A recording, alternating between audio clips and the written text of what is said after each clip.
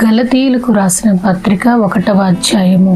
మనుష్యుల మూలముగానైనను ఏ మనుష్యుని వలననైనను కాక యేసుక్రీస్తు వలనను ఆయనను మృతులలో నుండి లేపిన తండ్రి అయిన దేవుని వలనను అపోస్తలుడుగా నియమింపబడిన పౌలను నేనును నాతో కూడా ఉన్న సహోదరులందరినూ గలతీయలోనున్న సంఘములకు శుభమని చెప్పి వ్రాయినది. తండ్రి అయిన దేవుని నుండి మన ప్రభువైన యేసుక్రీస్తు నుండి మీకు కృపయు సమాధానమును కలుగునుగాక.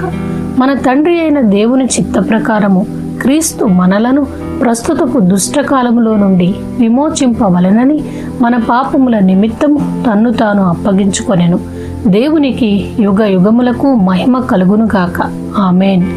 క్రీస్తు కృపను బట్టి మిమ్మల్ని పిలిచిన వానిని విడిచి భిన్నమైన సువార్త తట్టుకు మీరింత త్వరగా తిరిగిపోవుట చూడగా నాకు ఆశ్చర్యమగుచున్నది. అది మరి ఒక సువార్త కాదు గాని క్రీస్తు సువార్తను చెరుపగోరి మిమ్మును కలవరపరుచువారు కొందరున్నారు. మేము మీకు ప్రకటించిన సువార్తగాక మరి ఒక సువార్తను మేమైనను పరలోకము నుండి వచ్చిన ఒక దూత అయినను మీకు ప్రకటించిన ఎడల అతడు శాపగ్రస్తుడవునుగాక. మేమిది వరకు చెప్పిన ప్రకారం ఇప్పుడును మరలా చెప్పుచున్నాము. మీరు అంగీకరించిన సువార్త గాక మరి ఒకటి ఎవడైనను మీకు ప్రకటించిన ఎడల వాడు శాపగ్రస్తుడవునుగాక. ఇప్పుడు నేను మనుష్యుల దయను సంపాదించుకొన చూచుచున్నానా, దేవుని దయను సంపాదించుకొన చూచుచున్నానా? నేను మనుష్యులను సంతోషపెట్టగోరుచున్నానా? నేను ఇప్పటికీ మనుషులను సంతోషపెట్టు వాడనైతే క్రీస్తు దాసుడను కాకయే పోవుదును. సహోదరులారా, నేను ప్రకటించిన సువార్త మనుష్యుని యోచన ప్రకారమైనది కాదని మీకు తెలియజెప్పుచున్నాను. మనుష్యుని వలన దానిని నేను పొందలేదు, నాకెవడునూ దాని బోధింపునూ లేదు. కానీ యేసుక్రీస్తు బయలుపరచుట వలననే అది నాకు లభించినది. పూర్వమందు యూదా మతస్థుడునై ఉన్నప్పుడు నేను దేవుని సంఘమును అపరిమితముగా హింసించి నాశనము చేయుచు నా పితరుల పారంపర్యాచారమందు విశేష ఆసక్తి గలవాడనై నా స్వజాతీయులలో నా సమాన వయస్కులైన అనేకుల కంటే యూదుల మతములు ఆధిక్యత నొందితినని నా నడవడిని గుర్చి మీరు వింటిరి. అయినను తల్లి గర్భమునందు పడినది మొదలుకొని నన్ను ప్రత్యేకపరిచి తన కృపచేత నన్ను పిలిచిన దేవుడు నేను అన్య జనులలో తన కుమారుని ప్రకటింపవలెనని ఆయనను నాయందు బయలుపరపననుగ్రహించినప్పుడు మనుష్య మాతృలతో నేను సంప్రదింపలేదు. నాకంటే ముందుగా అపోస్తలులైన వారి యొద్దకు యెరూషలేమునకైనను వెళ్ళనూ లేదు. కానీ వెంటనే అరేబియా దేశంలోనికి వెళ్ళి తిని పిమ్మట దమస్కు పట్టణమునకు తిరిగి వచ్చి తిని అటుపైని 3 సంవత్సరములైన తరువాత కేఫాను పరిచయం చేసుకొనవలెనని యెరూషలేమునకు వచ్చి అతనితో కూడా 15 దినములుంటిని. అతనిని తప్ప అపోస్తలులలో మరి ఎవరిని నేను చూడలేదు గాని ప్రభువు యొక్క సహోదరుడైన యాకోబును మాత్రం చూచితిని. నేను మీకు వ్రాయిచున్న ఈ సంగతుల విషయమై ఇదిగో దేవుని ఎదుట నేను అబద్ధమాడుటలేదు. పిమ్మట సిరియా, కిలికియా ప్రాంతములలోనికి వచ్చి తిని క్రీస్తునందు యూదయ సంఘముల వారికి నా ముఖ పరిచయము లేకుండెను గాని మునుపు మనలను హింసపెట్టిన వాడు తాను పూర్వమందు పాడు చేయుచు వచ్చిన మతమును ప్రకటించుచున్నాడను సంగతి మాత్రమే విని వారు నన్ను బట్టి దేవుని మహిమపరచిరి. 2వ అధ్యాయము. అటు పిమ్మట 14 సంవత్సరములైన తరువాత నేను తీతును వెంటబెట్టుకొని బర్నబాతో కూడా యెరూషలేమునకు తిరిగి వెళ్ళి తిని దేవదర్శన ప్రకారమే వెళ్ళి తిని మరియు నా ప్రయాసము వ్యర్థమవునేమో లేక వ్యర్థమైపోయినదేమో అని నేను అన్య జనులలో ప్రకటించుచున్న సువార్తను వారికిని ప్రత్యేకముగా ఎన్నికైన వారికిని విశదపరచితిని. అయినను నాతో కూడానున్న తీతు గ్రీసు దేశస్థుడైనను అతడు సున్నతి పొందుటకు బలవంత పెట్టబడలేదు. మనలను దాసులుగా చేసుకొనవలెనని క్రీస్తు యేసు వలన మనకు కలిగిన మన స్వాతంత్రమును వేగుచూచుటకు రహస్యముగా తేబడి దొంగతనముగా ప్రవేశించిన కపట సహోదరుల వలన జరిగినది. సువార్త సత్యము మీ మధ్యను నిలుచున్నట్లు మేము వారికి ఒక్క గడియ అయినను లోబడుటకు ఒప్పుకొనలేదు. ఎన్నికైన వారుగా ఎంచబడిన వారి యొద్ద నేనేమీ నేర్చుకొనలేదు. వారెంతటి వారైనను నాకు లక్ష్యము లేదు. దేవుడు నరుని వేషము చూడడు. ఆ ఎన్నికైన వారు నాకేమీ ఉపదేశింపలేదు. అయితే సున్నతి పొందిన వారికి బోధించుటకై సువార్త పేతురుకి ఎలాగూ అప్పగింపబడెనో అలాగూ సున్నతి పొందని వారికి బోధించుటకై నాకు అప్పగింపబడెనని వారు చూచినప్పుడు, అనగా సున్నతి పొందిన వారికి అపోస్తులుడవుటకు పేతురునకు సామర్థ్యము కలుగచేసిన వాడే అన్యజనులకు అపోస్తులుడనవుటకు నాకును సామర్థ్యము కలుగజేసినని వారు గ్రహించినప్పుడు, స్తంభములుగా ఎంచబడిన యాకోబు, కేఫా, యోహాను అనువారు నాకు అనుగ్రహింపబడిన కృపను కనుగొని, మేము అన్యజనులకును తాము సున్నతి పొందిన వారికిని అపోస్తలులుగా ఉండవలెనని చెప్పి తమతో పాలివారమనుటకు సూచనగా నాకును బర్నబాకును కుడి చేతిని ఇచ్చిరి. మేము బీదలను జ్ఞాపకము చేసుకొనవలెనని మాత్రమే వారు కోరిరి. అలాగు చేయుటకు నేనును ఆసక్తి కలిగి ఉంటిని.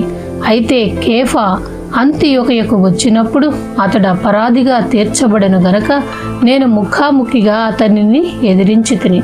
ఏలయనగా యాకోబునొద్ద నుండి కొందరు రాకమునుపు అతడు అన్యజనులతో భోజనము చేయుచుండెను గాని వారు రాగానే సున్నతి పొందిన వారికి భయపడి వెనుక తీసి వేరైపోయెను.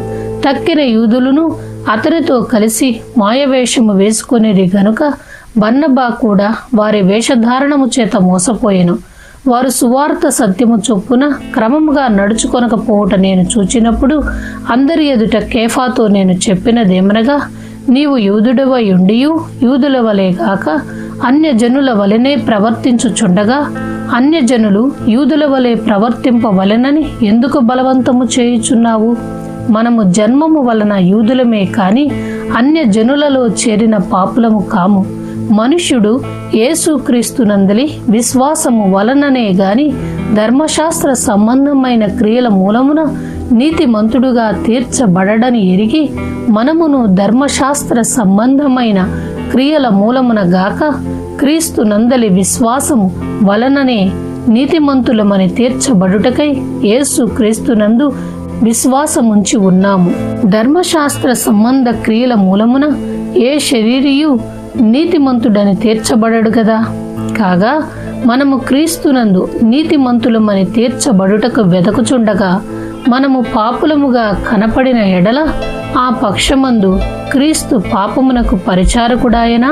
అట్లనరాదు.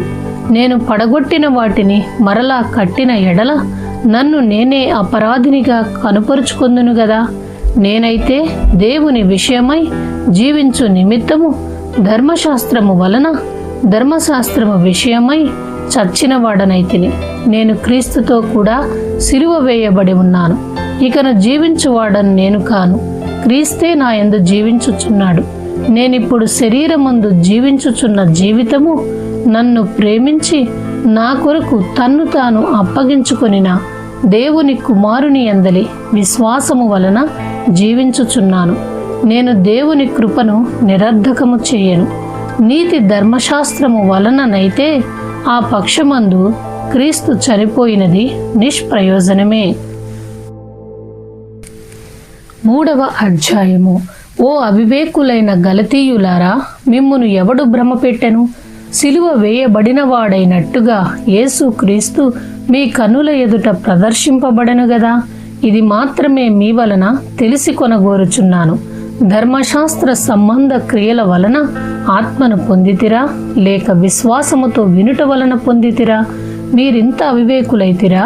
మొదట ఆత్మానుసారముగా ఆరంభించి ఇప్పుడు శరీరానుసారముగా పరిపూర్ణులగుదురా? వ్యర్థముగానే ఇన్ని కష్టములు అనుభవించితిరా? అది నిజముగా వ్యర్థమగునా? ఆత్మను మీకు అనుగ్రహించి మీలో అద్భుతములు చేయించువాడు ధర్మశాస్త్ర సంబంధ క్రియల వలననా, లేక విశ్వాసముతో వినుట వలననా చేయించుచున్నాడు? అబ్రహాము దేవుని నమ్మెను, అది అతనికి నీతిగా ఎంచబడెను. కాబట్టి విశ్వాస సంబంధులే అబ్రహాము కుమారులని మీరు తెలిసికొనుడి. దేవుడి విశ్వాస మూలముగా అన్య జనులను నీతిమంతులుగా తీర్చునని లేఖనము ముందుగా చూచి నీయందు అన్య జనులందరూ ఆశీర్వదింపబడుదురని అబ్రహామునకు సువార్తను ముందుగా ప్రకటించెను. కాబట్టి విశ్వాస సంబంధులే విశ్వాసము గల అబ్రహాముతో కూడా ఆశీర్వదింపబడుదురు.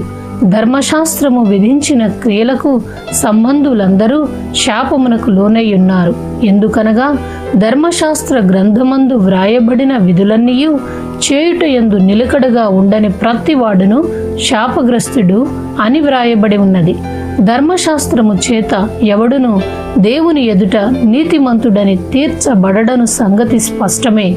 ఏలయనగా నీతిమంతుడు విశ్వాసమూలముగా జీవించును. ధర్మశాస్త్రము విశ్వాస సంబంధమైనది కాదు గాని దాని విధులను ఆచరించువాడు వాటి వలననే జీవించును.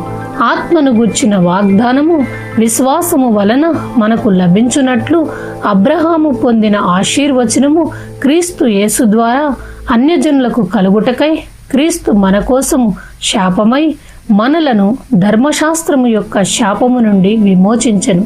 ఇందును గూర్చి మ్రాను మీద వ్రేలాడిన ప్రతివాడును శాపగ్రస్తుడు అని వ్రాయబడి ఉన్నది. సహోదరులారా, మనుష్య రీతిగా మాట్లాడుచున్నాను. మనుష్యుడు చేసిన వడంబడిక అయినను స్థిరపడిన తరువాత ఎవడునూ దాన్ని కొట్టివేయడు, దానితో మరేమియు కలుపడు. అబ్రహామునకును అతని సంతానమునకును వాగ్దానములు చేయబడెను. ఆయన అనేకులను గూర్చి అన్నట్టు సంతానములకును అని చెప్పక ఒకని గూర్చి అన్నట్టే నీ సంతానమునకును అనెను. ఆ సంతానము క్రీస్తు. నేను చెప్పునదేమనగా 430 సంవత్సరములైన తరువాత వచ్చిన ధర్మశాస్త్రము వాగ్దానమును నిరర్ధకము చేయునంతగా పూర్వమందు దేవుని చేత స్థిరపరచబడిన నిబంధనను కొట్టివేయదు. ఆ స్వాస్థ్యము ధర్మశాస్త్ర మూలముగా కలిగిన ఎడల ఇక వాగ్దాన మూలముగా కలిగినది కాదు. అయితే దేవుడు అబ్రహామునకు వాగ్దానము వలననే దానిని అనుగ్రహించెను. అలాగైతే ధర్మశాస్త్రం ఎందుకు? ఎవనికి ఆ వాగ్దానము చేయబడినో ఆ సంతానము వచ్చు వరకు అది అతిక్రమములను బట్టి దానికి తరువాత ఇయ్యబడెను. అది మధ్యవర్తి చేత దేవదూతల ద్వారా నియమింపబడెను. మధ్యవర్తి ఒకనికి మధ్యవర్తి కాడు గాని దేవుడొక్కడే.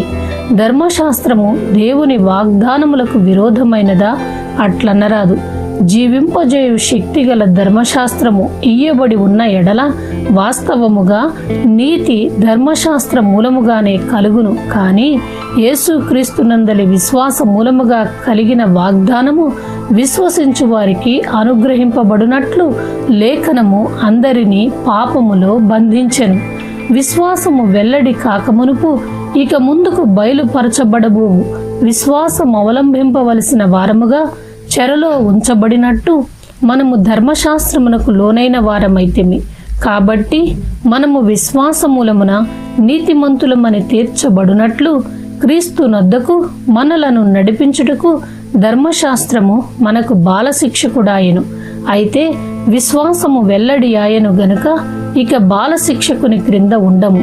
యేసు క్రీస్తునందు మీరందరూ విశ్వాసము వలన దేవుని కుమారులై ఉన్నారు. క్రీస్తులోనికి బాప్తిస్మము పొందిన మీరందరూ క్రీస్తును ధరించుకొని ఉన్నారు. ఇందులో యూదుడని గ్రీసు దేశస్థుడని లేదు, దాసుడని స్వతంత్రుడని లేదు, పురుషుడని స్త్రీ అని లేదు. యేసు క్రీస్తునందు మీరందరూ ఏకముగా ఉన్నారు. మీరు క్రీస్తు సంబంధులైతే ఆ పక్షమందు అబ్రహాము యొక్క సంతానమై ఉండి వాగ్దాన ప్రకారము వారసులై ఉన్నారు. ఆమేన్.